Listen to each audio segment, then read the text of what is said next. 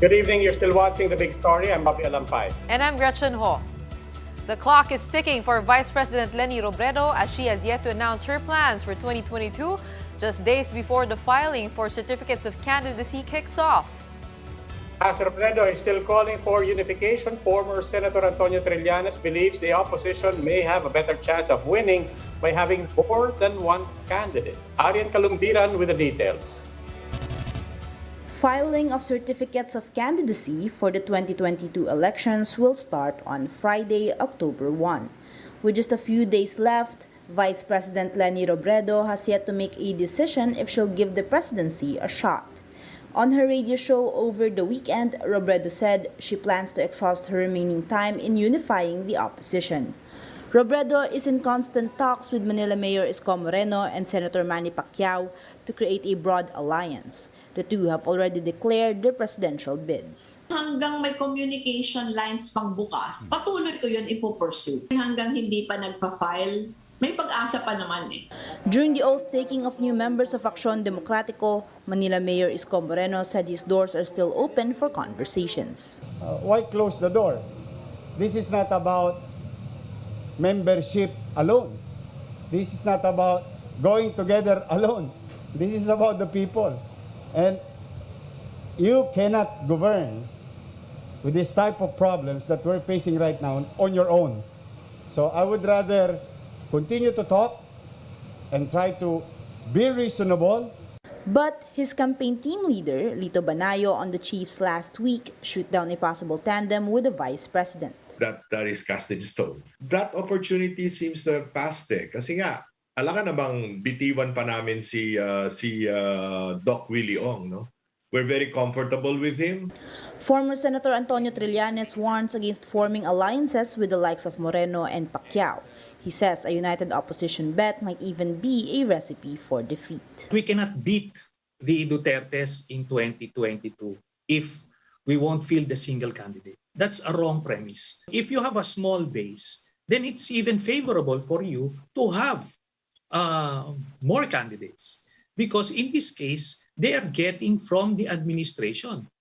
Trillanes is one of 4 personalities that Isambayan had met, including Robredo, Moreno, and Pacquiao.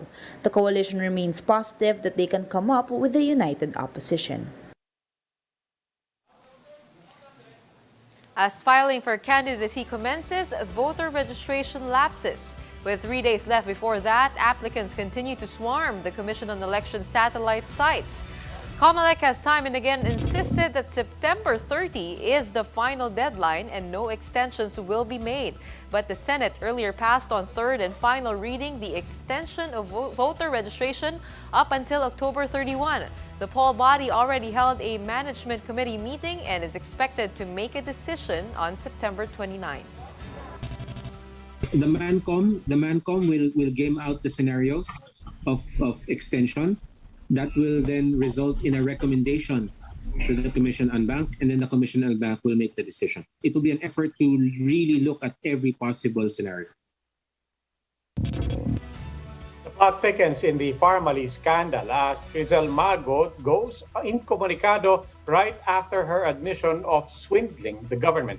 Lincoln Ong, meanwhile, has backed out of the Senate executive session that he requested in the first place. Mean Los Baños with the details. Using a handwritten note torn out of a journal, formerly Pharmaceutical Director Lincoln Ong nixed the Senate Blue Ribbon Committee's executive session. Ong said it was upon the advice of his lawyer, Ferdinand Topacio. As I've said, I think it is a kangaroo court. Hirap na hirap ang mga abogado niya to access him. And then, binubuli sila. Yung further proceedings ng Blue Ribbon is like an unsharpened pencil. It is pointless. Senator Ping Lacson was puzzled, especially that Ong had made the executive session request in the first place. In fact, they even deferred his transfer to Pasay City Jail for that. Ong had earlier admitted that Duterte's former economic advisor Michael Yang was Pharmaly's guarantor. He had been cited in contempt for the third time for his flip-flopping answers. While Ong is in a safe house under the watch of the Senate Sergeant-at-Arms, another Pharmaly executive can no longer be reached.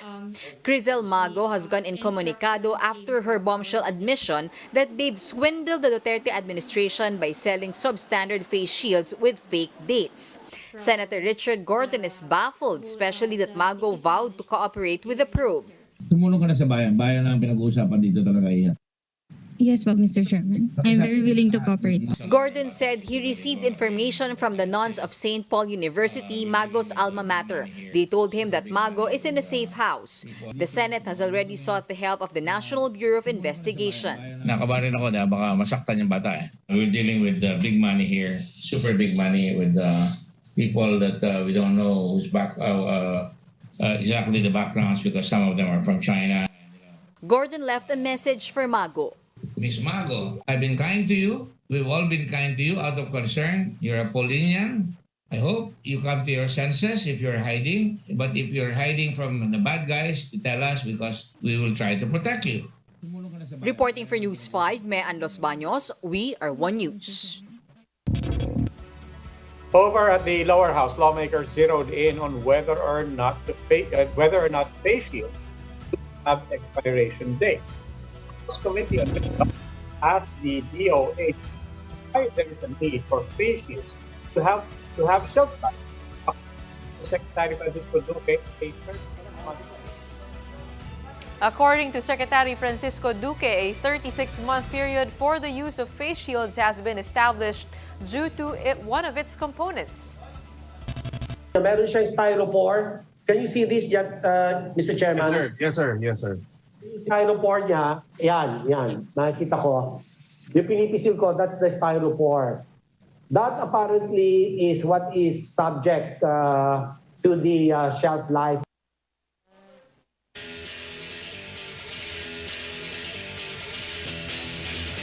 And now for the big story in sports. In less than an hour, the Gilas women's team will begin their FIBA Women's Asia Cup campaign in Amman, Jordan. With a mix of veterans and young guns, the squad hopes to pull off surprises against some of the world's best. A look into their preparations in my report. No gym, no problem. The Gilas women's national team squeezed in a workout during their quarantine. They're gearing up for the FIBA Women's Asia Cup in Amman, Jordan. Can't really leave the gym, so it was best kind of to use the space that we had and make fun out of it. Gilas Women's will banner a mix of veterans and young players. Mainstays such as 2019 SEA Games gold medalist Claire Castro, Afril Bernardino, and Janine Pontejos are expected to lead the squad. The team, however, will be missing the services of center Jack Animam. Jack is really a big donut for us right now. So, but Claire Castro is here to help us. I think it is time for her to, go out there and prove herself also that she deserves to be here. There are also newcomers in the team, such as NU standout Camille Clarin and rookie sensation Ella Fajardo, who plays in the US NCAA Division I. I think we're feeling pretty good. We're trying to, build our chemistry above anything else so that it really shows on the court. So, building relationships. The squad will play in a loaded Group B where it will face China, Australia, and Chinese Taipei. It's crucial that they win at least one game to maintain the team's Division I status. Back in 2019, the squad avoided being relegated by winning against India. It is tough to be in this group, but then again, it is competing with this kind of level, with this kind of teams, very, very good for us in the future kasi yan yung nag-aano sa atin, yung nagpapalakas sa atin. As they play their hearts out, the team hopes to get more backing for the development of women's basketball in the country. I think it's just great to see that everyone's kind of building a community for women's basketball in the Philippines because it's definitely long overdue. We're just doing our best to really spread the word so that people could at least watch one game and then they'll become hooked. Gretchen Hall, we are One News. Gilas women's team will take on China at 9 p.m. and you can watch that live on One Sports, One Sports Plus, and Smart Giga Fest. Time for another quick break. When we return, health workers slam a proposal to provide a singular allowance for medical personnel. And a man shows his wife a quarantine kind of love as he religiously showed up at his wife's hotel room as she undergoes quarantine.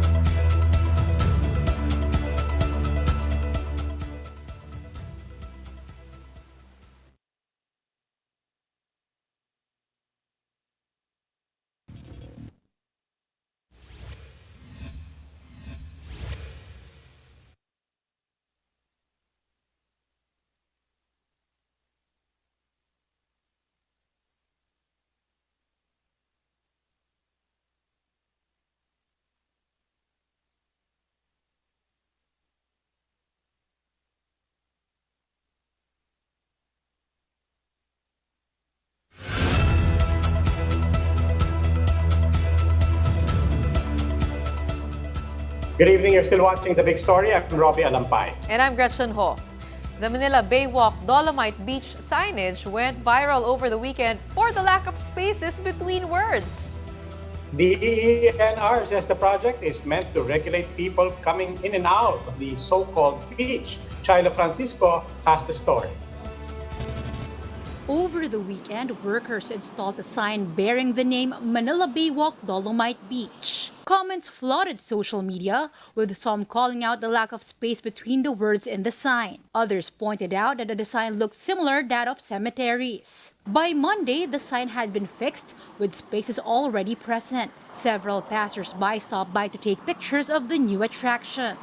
Maganda, puntahan ng mga tao para hindi naman puro sa bahay ng tao, puro na tulad ko na hindi pala beach, most of the time nandito lang sa Manila, and eto meron na ako mapupuntahan, which is really good for our mental health.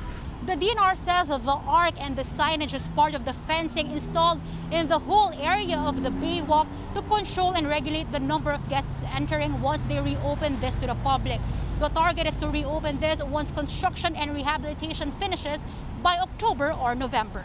However, not everyone is in favor of this development. Oceana said this is a reminder that funds were not properly utilized during the pandemic. Aside from the environmental impact, this will also affect the image of the bay as a cultural landmark. Monumental disaster, para bang nilagay just mapakita na may ginawa na beautification project.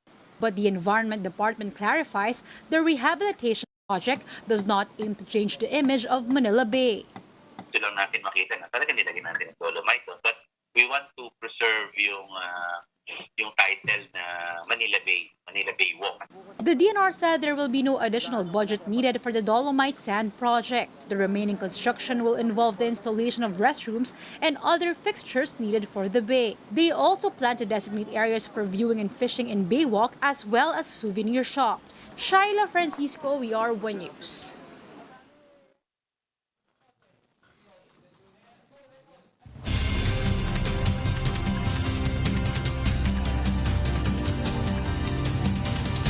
Time for our next look at some of the day's big stories. The palace has vowed unhampered investigation into the death of artist Bree Johnson amid fears of the Ongpin family's influence. The Johnson family has been asking Bree's boyfriend Julian Ongpin to show up or visit Bree's wake to prove his innocence. Meanwhile, they've also surrendered Bree's belongings to the NBI for further investigation. PNP Chief Guillermo Eleazar approved the designation of Police Major General Alexander Sampaga as the new director of the PNP Academy. Sampaga's hiring comes in the middle of hazing allegations over the death of Cadet 3rd Class George Carl Magsayo. Magsayo was brought to the hospital and later pronounced dead after allegedly being punched by his upperclassmen in the stomach several times. And the health department has backed a measure that would provide a singular allowance for medical personnel. Based on the proposal, health workers will receive a specific amount depending on their category of exposure. Many health groups, however, rejected the proposal in fear of losing other benefits. With distancing measures and quality requirements still in place, the pandemic has forced many to find ways to express their love even from a distance. A man from Muntinlupa did just that as his wife spent mandatory quarantine in a hotel for days. Yuzon Cantayong's wife, Diane, had been in the U.S. for 2 months, and when Diane finally got back, Yuzon visited the hotel where she sat for 10 straight days. Yuzon was just outside looking at her from a distance. Diane was thankful. Seeing him by the window helped her cope with isolation. One of her unforgettable quarantine days was the one that coincided with their wedding anniversary. Diane says she received flowers from her husband just as the clock struck midnight. That is just so sweet. Ang sweet naman, sana all. So hindi nangyari sa'yo yan? Hindi, Okay, ako di bale. nagpadala ng bulaklak. Oo, Ako nagpadala ng bulaklak. Hindi, sa totoo lang sabi ko naman kay Joy, huwag ka nang dumungaw dahil nasa 29th floor ako. Kung dumungaw ako, wala rin ako makikita. Hindi, di bale, magpapadala ako ng something dyan kay Miss Joy. Mapapadala ako ng smart Wi-Fi, pocket Wi-Fi, di ba? Para maayos yung internet natin. Oo. Pero dama ko naman yung pagmamahal ni Joy. Nadadama ko yun sa tinapay, dilata, at saka soft drinks na pinapadala niya. Pero alam mo, Gretch, ang mas dama ko. Ano? 29th floor ako, di ba? Yung lindol kanina aga, ramdam na ramdam ko. Grabe, totoo. Wala akong naramdaman. Sabi na nga yung pagiging manid ko ay... Okay, itigil na natin to. That wraps up today's Big Story. Catch us again tomorrow at 8 p.m. on Signal Channels 8 and 250. Please like our Facebook page, One News. For more in-depth analysis, visit our webpage, onenews.ph. Mask on. Wash hands. And stay safe, Philippines. Ako po si Robbie Alampay. At ako naman si Gretchen Ho. We are One News. Have a good evening.